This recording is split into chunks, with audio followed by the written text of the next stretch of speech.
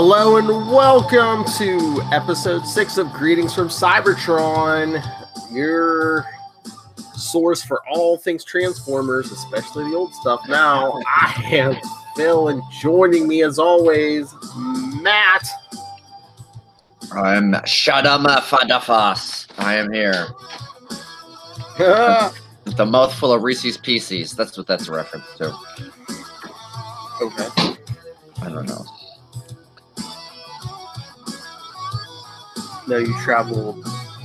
Yeah, Shadama Dafas means that I traveled a lot of number of miles for Reese's Pieces.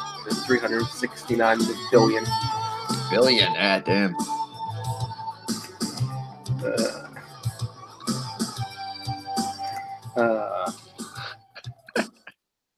So yes, I'm here with young Mr. Matt Kona, who, so if you were a Transformer, would your name be, I don't know, Hyundai Kona?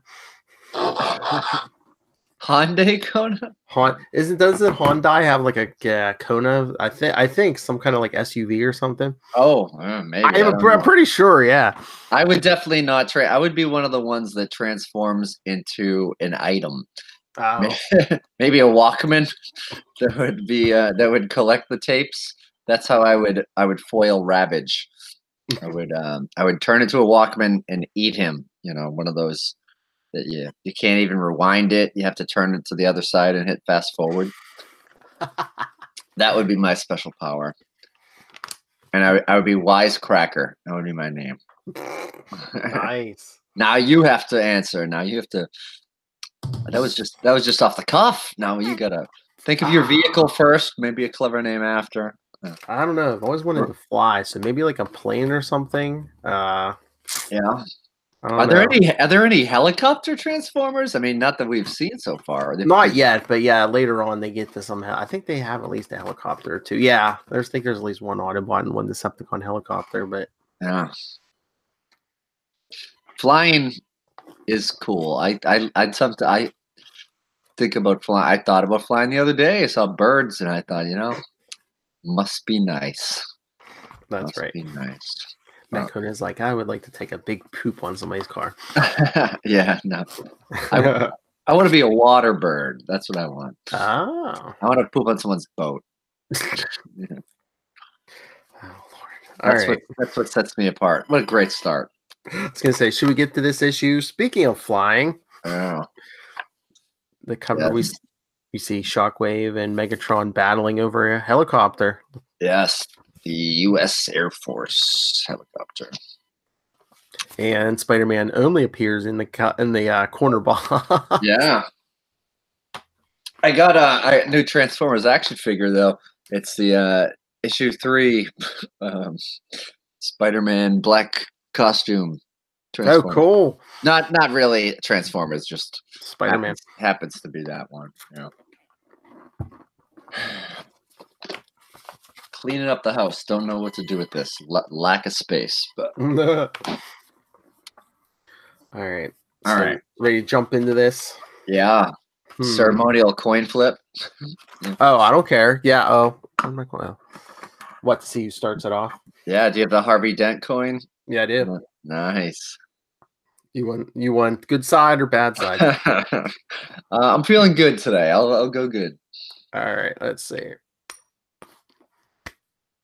Oh, it's good. Okay. All right. I'll start it off.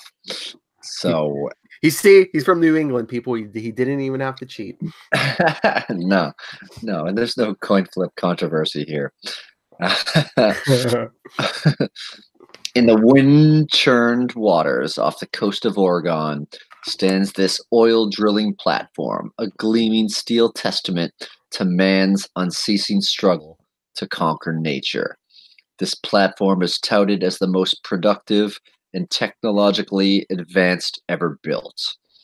Then we see a certain Shockwave flying by in the background as some workers in hard hats pulling chains, working hard on the drilling platform. And those are facts in which the roustabouts who work long and hard take justifiable pride. Those are facts of which they want everyone everywhere to know. Today, they will discover that one too many knows. As you see Shockwave starting to land, I, Shockwave, claim this facility for myself. And the workers are very startled. They didn't expect that to happen before lunch break. All right, and looking out the window at Shockwave, we see Tony Stark. I mean, GB Blackrock. He looks like Tony Stark. He does, with and like he's a billionaire industrialist or millionaire. some kind of chain around his neck. Yeah, got the shades on. Tony Stark with a mullet. Red button up. That's something that Tony Stark would wear. Yeah. He's looking out the window and saying, "What the?" And I guess they're responding to Shockwave. You want one? Build it yourself. Less than an hour ago, multi-millionaire industrialist GB Blackrock bragged about his new platform in a live television newscast. So see, people like last issue was less than an hour ago. Yeah. Little did he suspect that not everyone listening to him in the viewing audience was human. And that was last issue. And he's saying, I don't know what it is, but shoot it down. Activate perimeter defenses. GB's orders echo throughout the rig via intercom.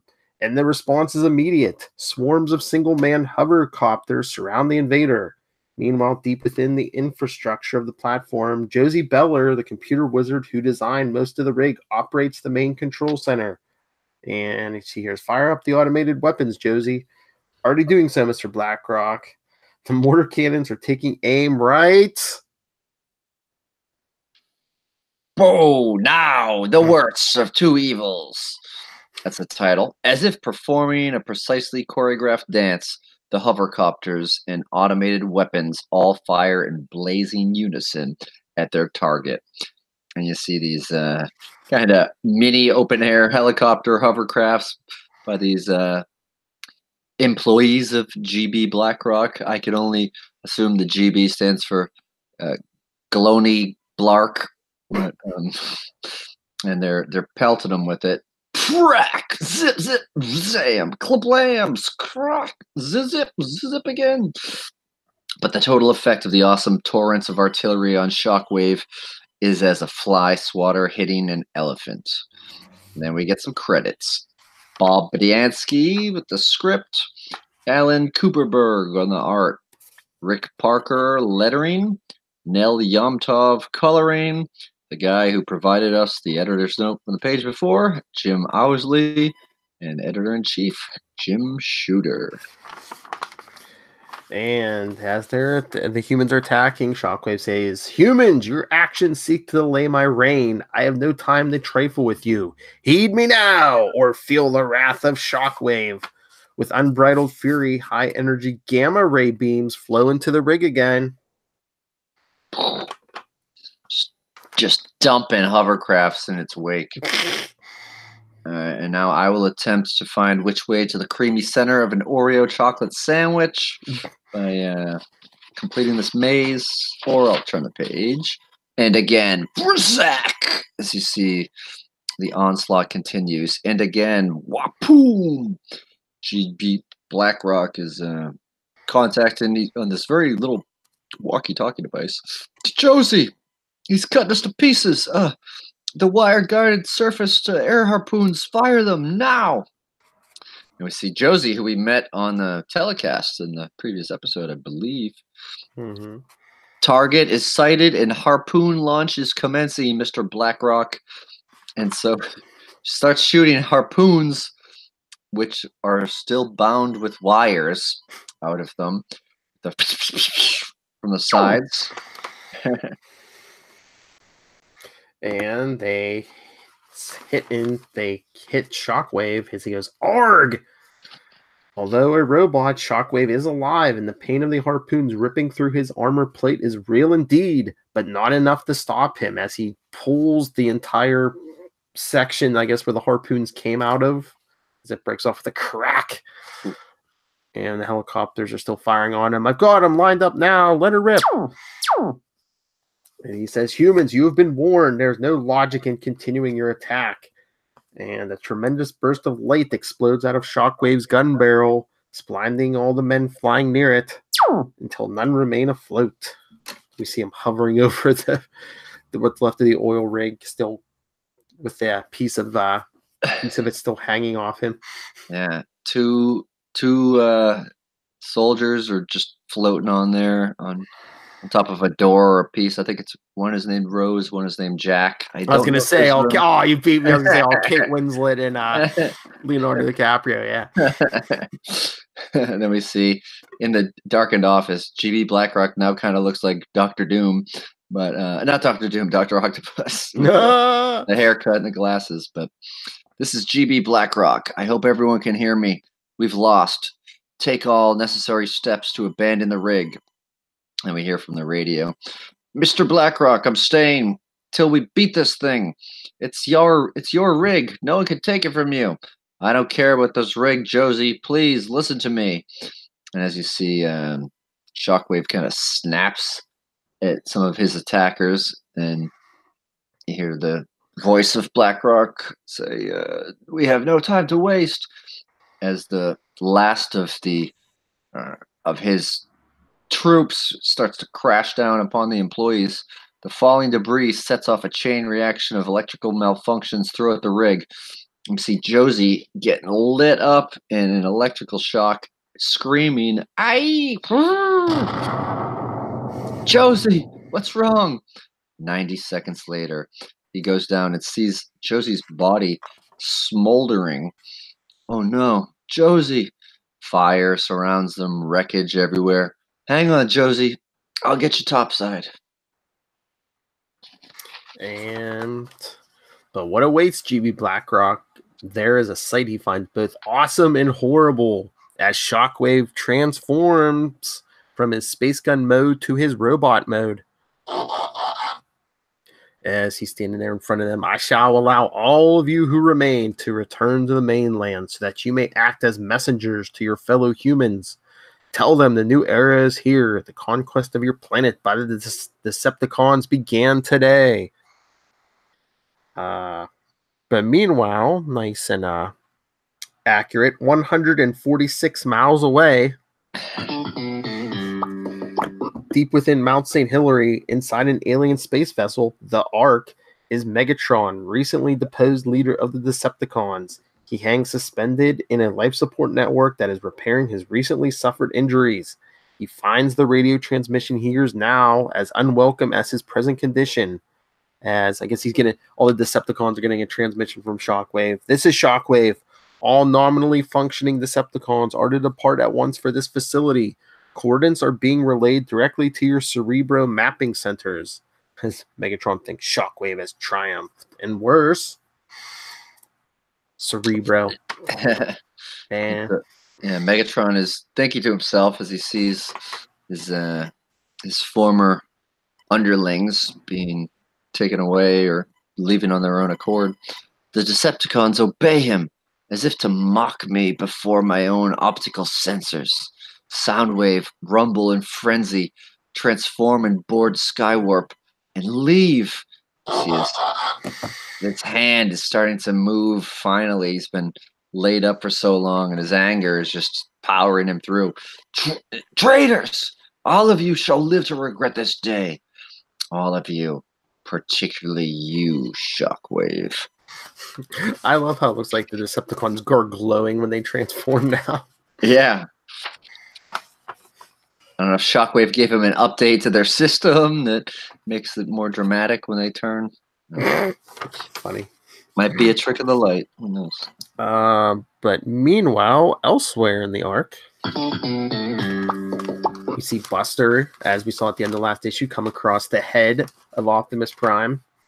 He's thinking, it's Optimus Prime. The other Autobots are all prisoners down the hall. And in here, the head of the Autobot leader is held helpless. The head is held helpless. Ooh, alliteration. Come on, yes. Buster. And Optimus saying, you hold the fate of the Autobots in your hands, Buster Witwicky. Only you can save us from the Decepticons. And Buster saying, but how? You're the strongest, bravest Autobot of all, and they beat you. What can a kid like me do? And he says, step forward. You must trust me. Of course I do, Optimus.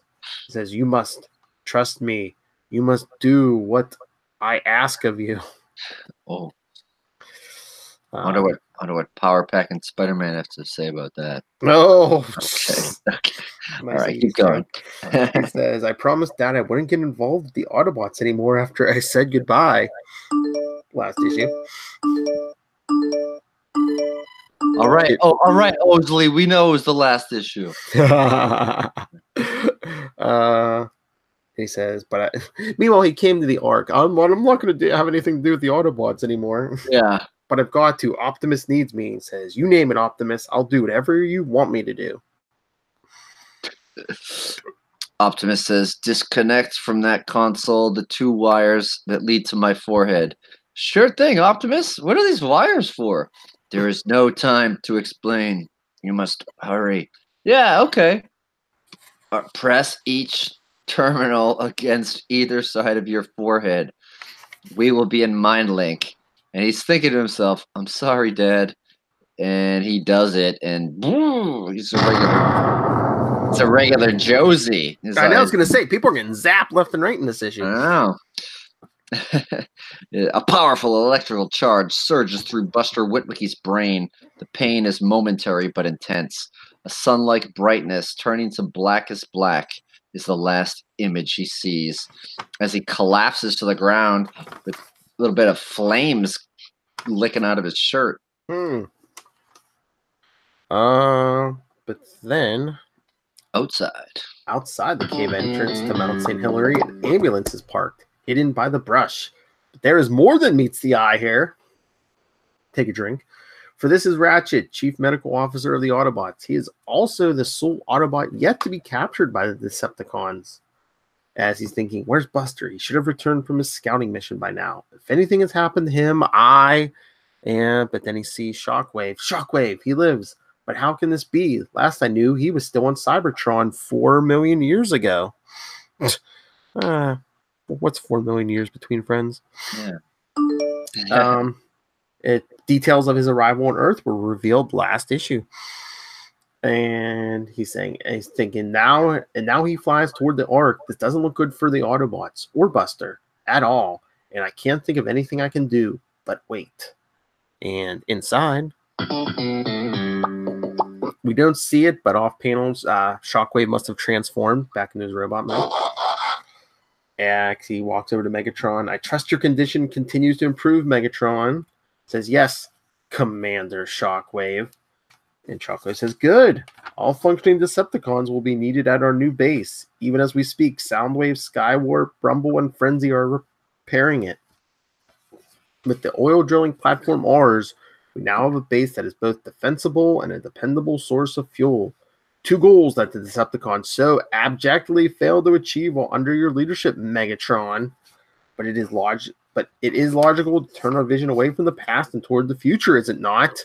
And Megatron, yes, Commander. Shockwave, I'm glad you see things my way. Now I must attend to other matters. And Megatron's thinking, all I see is the wreckage of your charred and shattered body, Shockwave. And I see that very, very soon. Yes, and you see the angry hands of Megatron finally breaking through his wire confines. Yarg! Meanwhile, and we see, speaking of wires, Buster Witwicky face down, still holding one of the wires that he just pressed against his forehead at the urging of just ahead of Optimus Prime. Don't grab live wires, even under peer pressure, please. No, use your head, not someone else's. He did use his head. Well, they both use their head. So he's saying, I don't know how long I've been lying here, but I've got to get out. Tell Ratchet what I've seen. After dizzily navigating his way through the labyrinth arc and out of the cave, Buster, you've returned. What happened to you? Are you functioning properly? I'm not sure what happened to me, Ratchet, but it's not important. Optimus Prime is in there. He's a prisoner. And all the other Autobots, they're all dead. Just like the cover of last issue. As if you get the point last issue. They're all dead.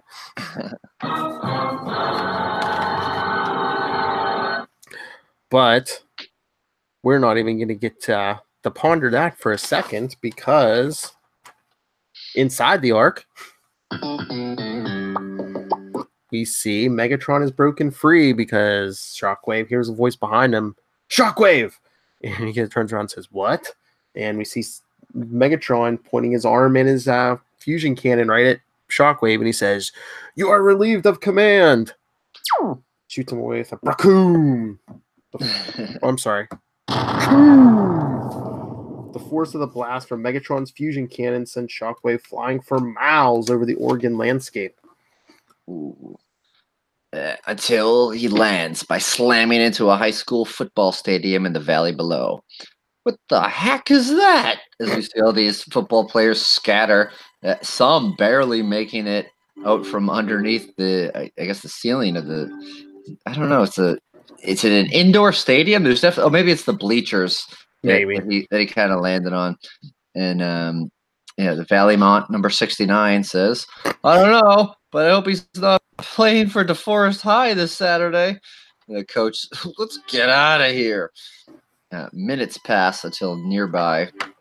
See Megatron kind of confidently got his swagger back, stomping on the cars in the parking lot, making his way over. You cannot hide from Megatron. I come to crush whatever life remains within you. Again, narrowly missing a football player who probably doesn't play that well. He doesn't even have a number, this guy. Just runs fast. Yeah. But then as he's moving forward, he says, I will. Ugh! And he gets hit by debris that Shockwave throws at him that knocks his Decepticon emblem off his chest for that panel. as he gets hit by debris in the name of a band. Wham! Boom. George Michael with the uppercut. And Shockwave says, more life flows through my circuits than you can ever crush, Megatron. You are a fool to attack me. And it looks like Megatron's saying this, but I think it would make more sense if Soundwave or Shockwave was saying this, because it looks like Megatron's saying, at your full strength, you are less than me, and you are not at full strength, as he shoots at him. But it would think Shockwave would make more sense for Shockwave, because I'm pretty sure Shockwave's at full strength. Yeah. Unless those harpoons took more out of him than we thought. No. They were drugged! And then after we flip over a page of a reference to a joke I made earlier, your wounds are not fully healed. Pain still racks your being with every move. And that's Shockwave busting down the water tank. Clearly, it's a Valleymont water tank, the town's water supply, apparently. Mm-hmm. And he uses it as a club to Megatron. Your reaction time is but a fraction of what it once was. By every measure, I am your superior. That is why you shall lose this battle. That is why I command the Decepticons. Kablang. Ugh. Crack. No. I am commander of the Decept. And I guess thanks to his open wounds, we see a big shock to Megatron as the water hits him. And Shockwave says, your unhealed wounds left you vulnerable to short-circuiting from the water you unleashed, Megatron.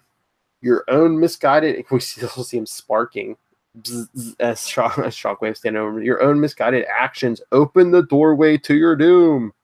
Now I shall close it. As he transforms back into a gun. Yeah, and you see the sight of the gun focused on Megatron. Blasts him. And Megatron is blown into a crater of what I guess used to be this part of this town. And he's Shockwave just picks up the limp, disoriented body of Megatron, and Megatron's kind of muttering, I beg you, Shockwave, spare me the humiliate. No! I could tear your head from your body and reduce your remains to molten, worthless slag, Megatron. But logic says you have significantly greater value to me alive than dead. For now. And then we see Shockwave just like throws Megatron into a building. Is that like a house, maybe?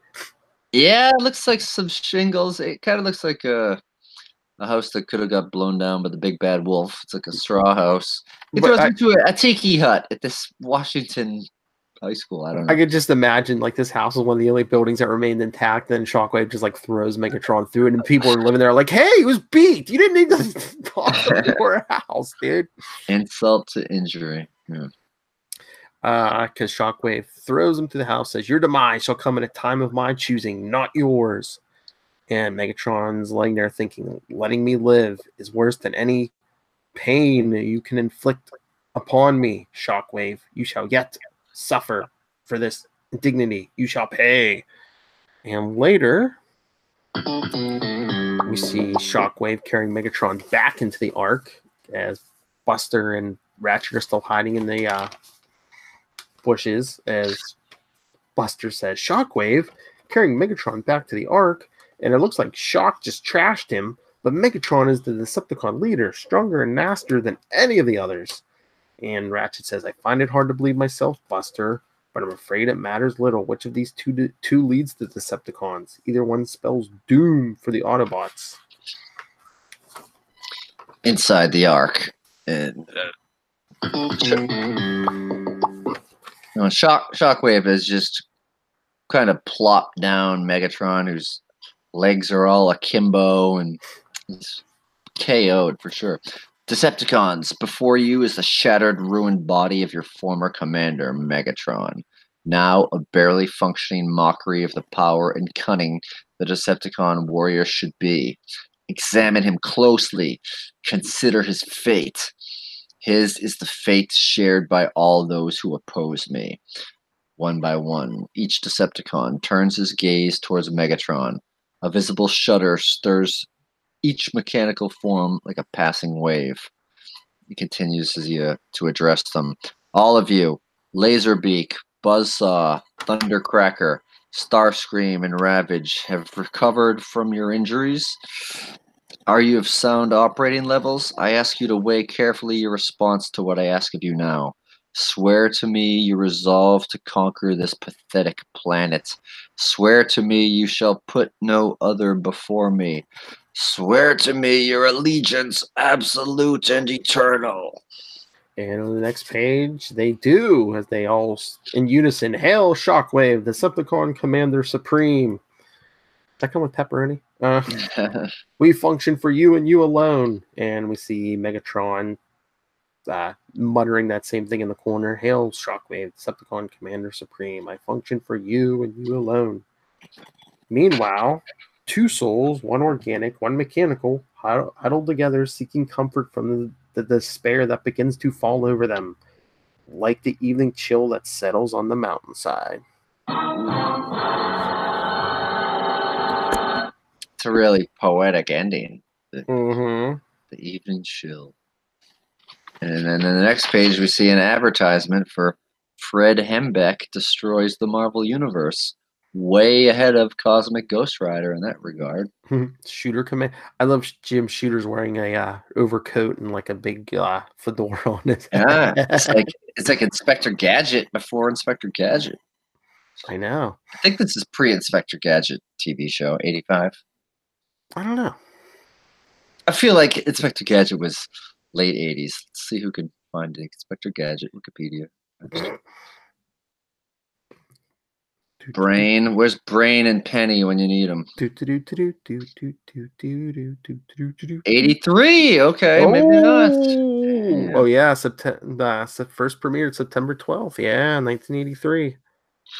Wow. Oh, you can even watch it on Tubi TV, which is a free service. So Tubi, okay. It's like it's a website. How do you spell Tubi? Toobe? No, it's like tube, but it's Tubi. Oh, okay. I like that. If they get some old nostalgia shows on there. And yeah, they also have movies, which Yes, for Super Connectivity episode 200, scroll way down. We reviewed a what is it? This Blitzkrieg Escape from Stalag 69, starring our own Charlie Esser. Nice. Where he plays like a Nazi commander. Really? Yeah. Wow. That's pretty. But there is some nudity, so adults only, please. Adults only. Yeah. Huh. Well, I'm intrigued. Not to just jump from the poetic nature of this to getting sidetracked about Inspector Gadget jokes and Charlie Esser and nudity, but hey, I'll investigate. But this is really picking up. There's a big fight this issue. There's tension, despair. Oh yeah, one Autobot that hasn't been decimated. So you still feeling it, huh? Yeah. Trust me, as the series gets on, it gets bigger and bigger, buddy. Just wait. Yeah. Eventually, we start bringing in more Transformers and more Transformers. So. Yeah, you got Dinobots coming. Mm-hmm.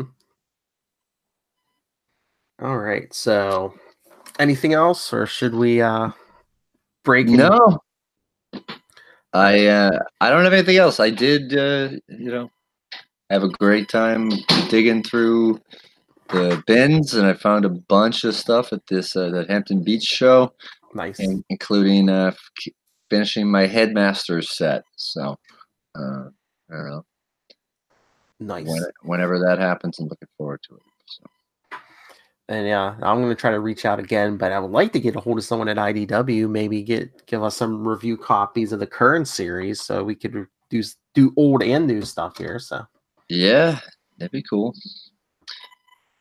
Free advertising, people, come on. Go on both sides of it. Yeah, that's right. Anyway, so if you want to get a hold of us, discuss old Transformers, email us capesandlunatics@gmail.com. Follow us on Facebook, Greetings from Cybertron, @GreetCybertron on Twitter, and the voicemail, of course, 614-382-2737. That's 614-38-CAPES. And Matt Kona. You can find me online at Matt Kona, MATTKONA. I am occasionally telling jokes in the city nighttime, the city of Boston, the city nighttime. What am I saying? So come see me, say hello. We could talk Quasar. We could talk Transformers. We can. $20.99 books. Yeah, $20.99. Let me know. I'm looking for Hulk issues. That's like the rarest of the ones that I've seen. I haven't seen a lot. Seen a lot of Ravage in the bins. Spider-Man, I haven't seen that many of either. But I'm looking around. I see you, bins. Come to me. I'm addressing the bins specifically. Oh, good Lord. Yeah. All right, everyone. But yes, join us next week for Transformers 7. That was actually the first book. That's actually the first comic I ever picked up was Transformers 7. So, that's a big deal. Feeling the nostalgia next week. But yes. Yeah. And yeah, check out Matt Kona. He brings down the house with his comedy more than Shockwave even. All right. So yes, follow us. Heck, if you like our forms of entertainment, check out our YouTube. We still got a contest going. Subscribe to our YouTube. If we hit 100 subscribers by Saturday, when we do Capes and Lunatics episode 100, someone will win a prize pack at random. We'll pick a winner. So subscribe. We're almost there. Why don't you just hit a button and you could win a prize? That's all you gotta do. Win a prize. What? Transformers Generation 1 is also available on Tubi. So check those out. We might have to cover some of those later.